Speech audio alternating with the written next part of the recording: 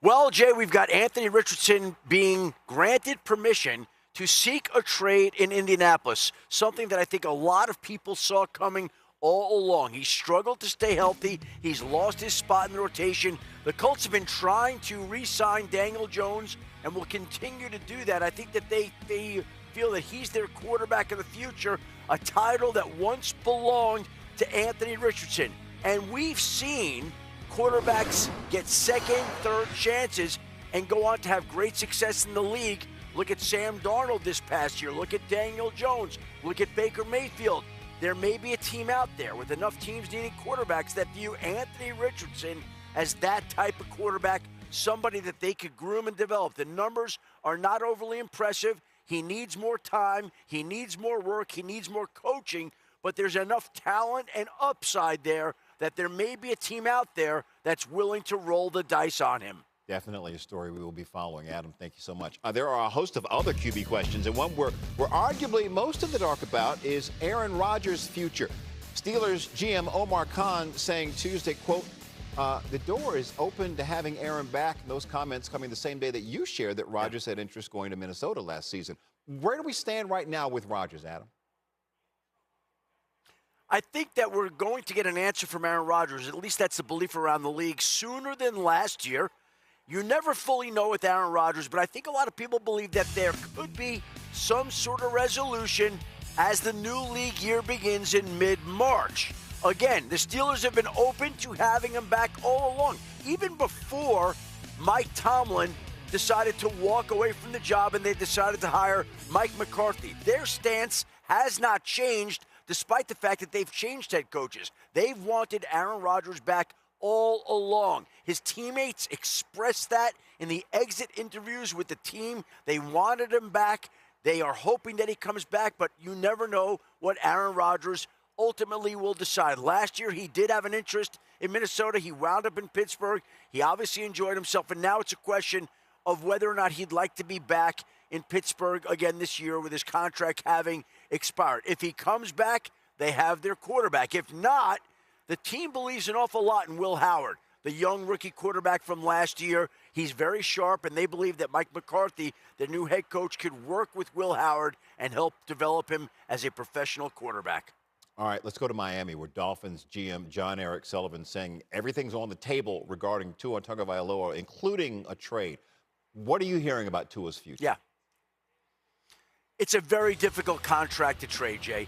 There is so much money due that it would be very difficult for Miami to find a trade partner, even if they are willing to pay down some of the money and give up a draft pick to another team to take on that Tua contract. At some point in time, the Dolphins are going to have to take their medicine. And it feels like the question becomes, do they simply release Tua now and eat the $99.1 million in dead cap money, which would be the highest total in NFL history, or whether they spread it out over 2 years and designate him a post-June 1st salary cap casualty. But I believe that nobody around the league thinks that Tua Tagovailoa will be back in Miami next year. Few expect that the Dolphins will be able to find a trade partner, and the likely outcome would seem to be that he winds up being released, with the real question about whether they split up the cap charge or not. All right, Adam, to Arizona, Cardinals GM Monty Ossenfort also stating that all options are on the table regarding what's next for Kyler Murray. What can you share about Murray's situation? It sounds like he's hoping to be released, that he would have the freedom to choose where he wants. The problem that the Cardinals have is that more guaranteed money becomes due early in the league year, and they don't want to put any more guaranteed money due. Right now, when he's got $36.8 million due, an additional $17 million on March 15th, which I believe is the fourth day of the league year. And Arizona doesn't want to put more guaranteed money into Kyler Murray. Other teams know that, and that's why the market to trade for him is expected to be slow. Doesn't mean it can't happen, because Kyler Murray is a former #1 overall pick, a talented quarterback. But I think that nobody's expecting right now that the Cardinals will be able to find a trade partner anytime soon.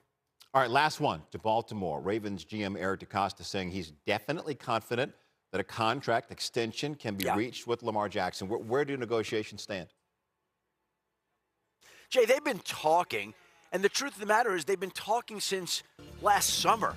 And I think the feeling around the league always has been that at some point in time here, Lamar Jackson has a chance to become the highest paid player in NFL history. I think that he might have been able to become that last year, but they've just been very slow and patient, both sides. Lamar is very private about these situations, and so no one really knows exactly how close they are. But the Ravens have been open and saying that they want to get a long-term deal done with Jackson if and when they do get a long-term deal done with him. And the Schefter reporting the Jets are trading pass rusher Jermaine Johnson to Tennessee for defensive tackle Devondre Sweat. New York keeps remodeling its defense after shipping out Sauce Gardner and Quinnen Williams in November. And the aforementioned Adam Schefter, our NFL insider, rejoining us now from Indianapolis. Adam, what does this move mean for the Jets? Well, Jay, it has meaning for both teams. First of all, the Titans get back Jermaine Johnson, reunite him with their new head coach, Robert Saleh. As for the New York Jets, however, they leave themselves with a hole at defensive end, which they conveniently enough can address with the second overall pick in the upcoming April draft. They now will have the ability to take the top pass rusher in this draft. And with this trade today, that will become official next month once the new league year begins, the Jets have left themselves with a big opening. There are Mel Kiper's top 5 edge rushers, David Bailey, Reuben Bain Jr. Also up there, I think you have a player like Arvell Reese. One of these is going to wind up with the New York Jets with the second overall pick. That is now the expectation with the news that they are dealing Jermaine Johnson to the Tennessee Titans and getting back Devondre Sweat to plug a hole in the center of their defensive line. All right, Adam, you hang tight. It's time to play a little game of tag right now. NFL teams can use the franchise tag until Tuesday. Cowboys say they are leaning toward using the tag on George Pickens after his career year. Coach Brian Schottenheimer speaking to our Kimberly Martin. It's New on SportsCenter. GP's the best. He loves football. The business side of it, Kimberly, is the business side of it. And there's going to be those people that want to create storylines. At the end of the day, I expect George to be playing great football for us in Dallas for a long time to come. Okay, Adam, what are you hearing about contract discussions between Pickens and the Cowboys?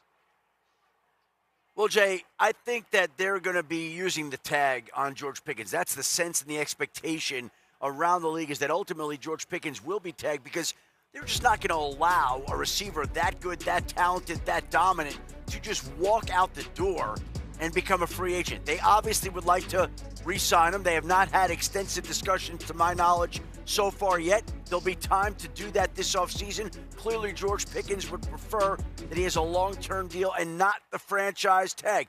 There is a history here between the Dallas Cowboys and the agent of George Pickens. It's the same agent, David Mulgeta, who represented Micah Parsons last year. Dallas has been down that road before. It's in the interest of both sides to be more proactive, to try to get that deal done as soon as possible, to get Pickens the deal he wants, and the Cowboys the receiver that they need under contract for multiple years. Meanwhile, Adam, everyone wondering if A.J. Brown will be with the Eagles this season. His stats were down last year, showed some frustration. Philly coach Nick Sirianni said he wants Brown but can't guarantee what happens. Pats coach Mike Vrabel has a relationship with Brown from their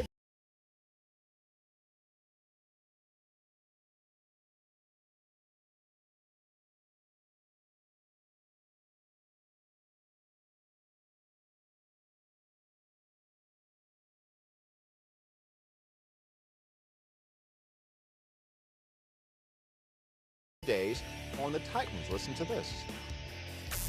It has meant a lot. I've watched him grow. I've watched him mature. I'm proud of him. Proud of the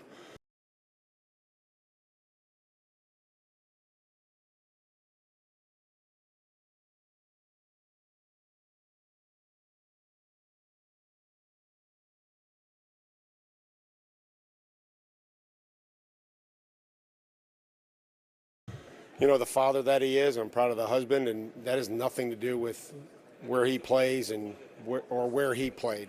So those are the things that are important. We reach out and text each other during the things that happen good to each other, and sometimes things don't go so well for the people that you're close with, and you text those as well. So it's a two-way street of support and reminders of what got us to where we are here today.